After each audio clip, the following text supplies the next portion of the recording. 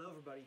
Does anybody recognize the feeling that you buy a record and you have this sense of something's missing? But what? I had this the first time I bought this record, The Doors.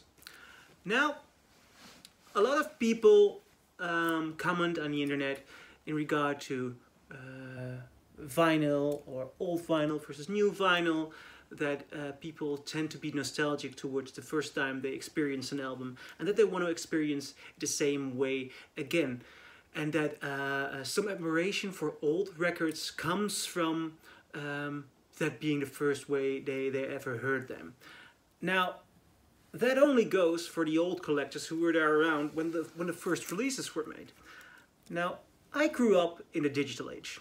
I grew up, my first experiences with music were not even CDs. My parents did have CDs, but I did not put on a CD. I listened to MP3s.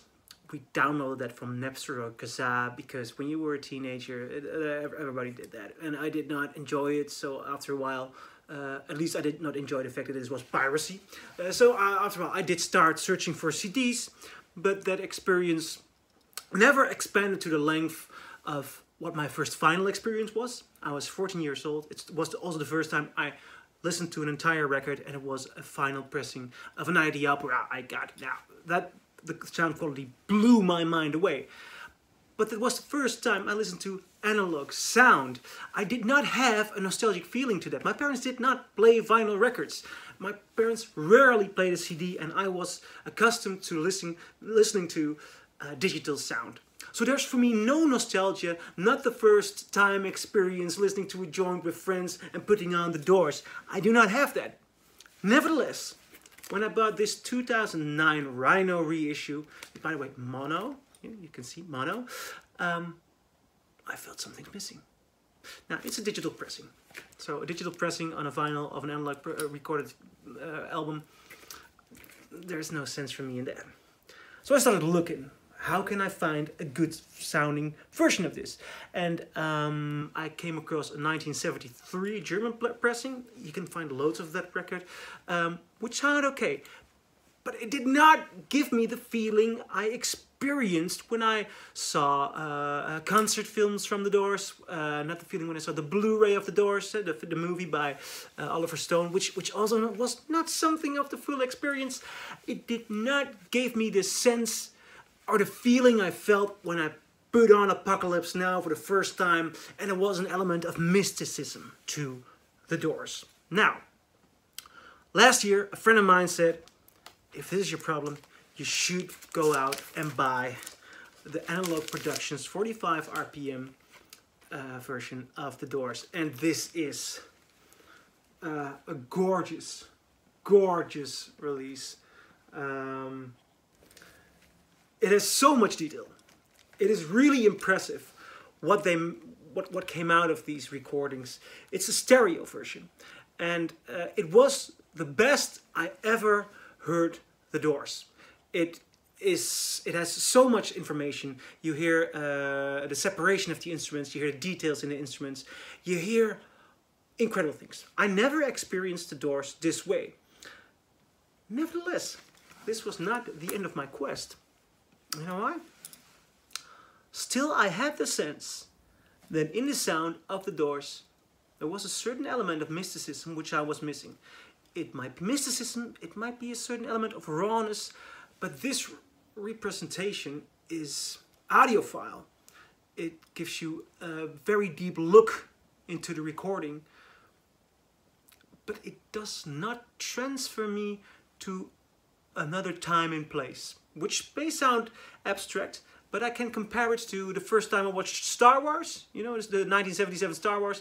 First time I saw it, it was this recut version from the 90s by George Lucas, and I did not know what was going on or anything like that. I just thought, yeah, it's not a really good film. It's okay, but something in the rhythm, something in the re-editing also took away the sense of time. You can hear an element of time in a film or in a recording which somehow makes it make more sense. You somehow understand the response towards it.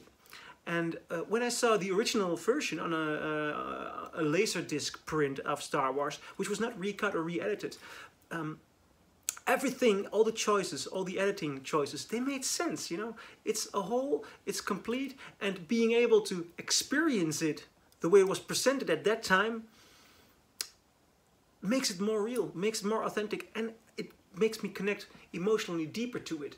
Now, to say this is the Star Wars re-edit of The Doors would be bullshit, because this is a very, very fun audiophile pressing, and the music has never sounded this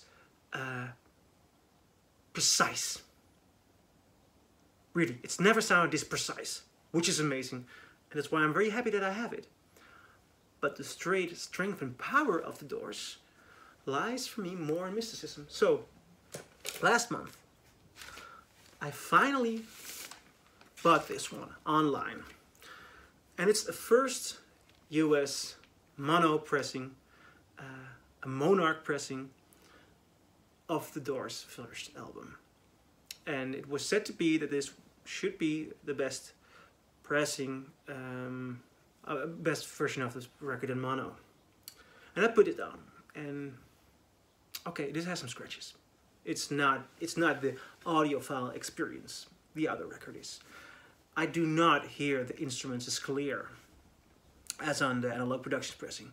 I do not. I mean, it's a different mix. This is a mono mix versus stereo mix, so it's also an entirely different comparison. But what I did hear is a raw energy and element in its complete sound. The way this band sounds, the way the room sounds, or the reverb, the way Jim Morrison's voice is centered in the middle, I understand what The Doors were in 1967. I understand, I hear, and I feel what was going on back then.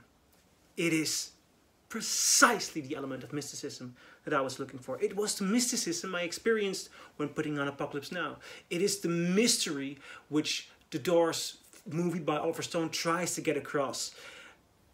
You understand the response of the audience. You understand the response of hippies or pseudo-hippies, or the dark opposite of hippies in California at the time when you listen to this one.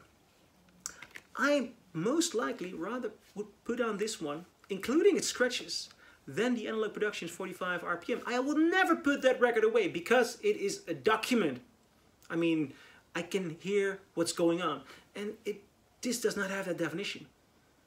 But the mono mix, the way it sounds, the raw energy, the way this was pressed, this to me translates much more of what The Doors are than the audiophile pressing. Now, this is a conclusion that I can only take in the regard of this record, because I'm a great fan of good audiophile represses. But whenever a record comes out, even if the sound is superior, it's always a battle. It's always a quest.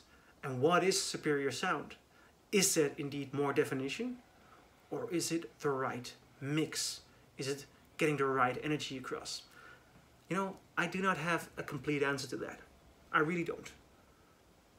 But the quest, well, it's fun, and now I can enjoy both. And I can recommend both. But if you're gonna start with The Doors, if you want to know what the 60s was like with The Doors, yeah, you'll never completely know, because I wasn't there. We weren't there.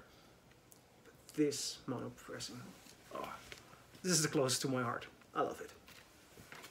Now, if you have any other suggestions of shootouts between pressings, or trying to find out what is the definitive way for an album to sound, or just to open up the discussion, because we might not have the answer, but it is interesting to compare things and to try and find out what was going on, what the artist meant, and what the pressing represents, then shoot out, give me a call, or send me a message, and I'll see you at my next video.